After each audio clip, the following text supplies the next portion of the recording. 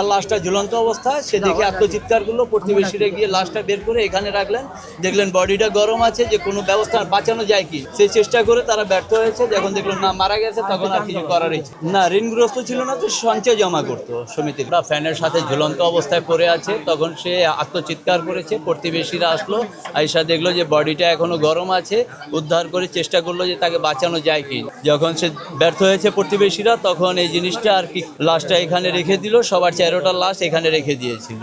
আর এই কাণ্ডটা ঘটেছে অভাব অনটনের কারণে, যতটুকু আমরা পরিবারের লোকজন বুঝতে পারতেছি। কিন্তু সে জিনিসটা প্রকাশ করে নাই আত্মীয় স্বজনের কাছে। যদি প্রকাশ করতে এরকম হতো না। সে পেশায় রিক্সা চালক ছিল, তার আগে ভ্যানের উপরে মালামাল বিক্রি করতো, ফলটল। তার আগে সে টেলার্সের কাজ করেছে এবং বাইরে যাওয়ারও চেষ্টা করেছিল, তো অভাব অনটনের কারণে সে পারে নাই বাইরে যেতে। একজন তার স্ত্রী সুমি, আর একজন হচ্ছে মিনহাজ, আর একজন হচ্ছে আসাব। আসাবের বয়সটা সবচেয়ে ছোট ছেলে, তার বয়স ছিল 1.5 বছর। আর মিনহাজ যে, তার বয়স হলো 3.5 বছর।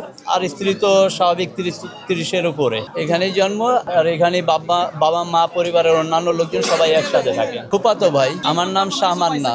না, এরকম কিছু না, সে লেখাপড়া ওরকম ভাবে করে নাই, শুধু নামাজ কালাম পড়তো, এইটাই সে জীবনযাপন করতো। স্বাভাবিক, একদম স্বাভাবিক জীবনযাপন করতেছে।